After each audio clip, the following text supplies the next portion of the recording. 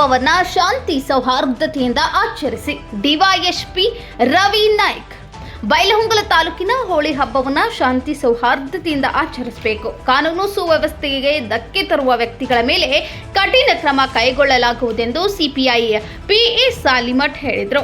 ಅವರು ಸೋಮವಾರ ಪಟ್ಟಣದ ಪೊಲೀಸ್ ಠಾಣೆಯಲ್ಲಿ ನಡೆದ ಹೋಳಿ ಶಾಂತಿ ಸಭೆಯಲ್ಲಿ ಮಾತನಾಡಿ, ಪಟ್ಟಣದಲ್ಲಿ ಮಾರ್ಚ್ 15 ಶನಿವಾರದಂದು ಹೋಳಿ ಹಬ್ಬ ಆಚರಣೆ ಮಾಡಲಾಗುತ್ತಿದ್ದು, ಹೋಳಿ ಹಬ್ಬದಂದು ಅಪರಿಚಿತರಿಗೆ ಒತ್ತಾಯಪೂರ್ವಕ ಬಣ್ಣ ಹಚ್ಚಬಾರದು.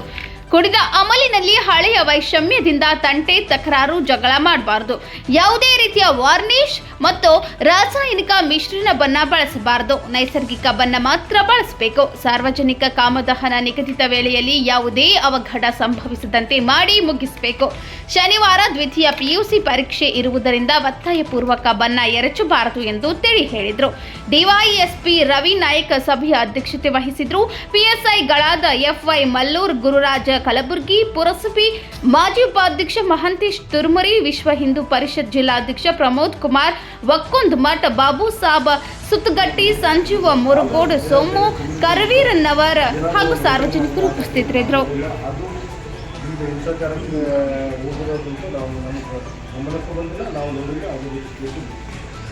ಆ ನಿಟ್ಟಿನಲ್ಲಿ ಈ ಸಾರಿಗೂ ಕೂಡ ಅದೇ ರೀತಿಯಲ್ಲಿ ನಾವೆಲ್ಲ ಬಣ್ಣ ಹಚ್ಚುವಾಗಲು ಯಾರಿಗೂ ಬೇಡಿಸ್ಕೊಂಡು ಬಣ್ಣ ಹಚ್ಚಬೇಕು ಅಂತ ಆಡೋರು ಏನೇನು ಆಟ ಆಡ್ತಾರೆ. ಜಬರ್ದಸ್ತಿ ಹೇಳ್ಬೇಕು ಬಣ್ಣ ಹಚ್ಚಬೇಕು. ನಾನು ನೋಡಿದ್ದೀನಿ ಕೆಲವು ಸಲ ಬೈಕಲ್ಲಿ ಹೋಗ್ತಾ ಇರ್ತಾರೆ, ನಮಗೆ ಹೋಗ್ತಾ ಇರ್ತಾರೆ, ಬಣ್ಣ ಹಚ್ಚಬೇಕು ಏನೋ ಸಾಕ್ತಾರೆ.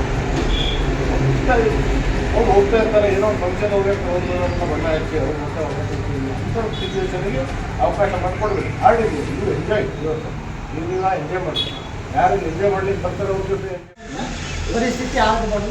ಆ ಉದ್ದೇಶಕ್ಕಾಗಿ ಯುವಕರೆಲ್ಲ ನೀವೆಲ್ಲ ಯುವಕರಿಗೆ ಮಾರ್ಗದರ್ಶನ ಮಾಡಿ, ಮತ್ತು ನಾವು ಯುವಕರಿಗೆ ಒಂದು ಬೇರೆ ಮೀಟಿಂಗ್ ಮಾಡ್ತೀವಿ. 2 ದಿನದಲ್ಲಿ ಯುವಕರು ಏನು ಕಮಿಟಿ ಏನಿದ್ದಾವೆ, ಕಾಮಗಾರಿ ಮಾಡುವಂಥ ಕಮಿಟಿಯವ್ರಿಗೆ ಅವ್ರು ಸಪ್ರೇಟಾಗಿ ಇನ್ನೊಂದು ಮೀಟಿಂಗ್ ಕರೆದು ಅವರಿಗೆ ಕೆಲವೊಂದು ಸಲಹೆ ನೀವೆಲ್ಲ ಹಿರಿಯರಂತೂ ಪಾಲನೆ ಮಾಡ್ತೀವಿ. ಅದೇ ನಮ್ಗೆ ಇದಿಲ್ಲ.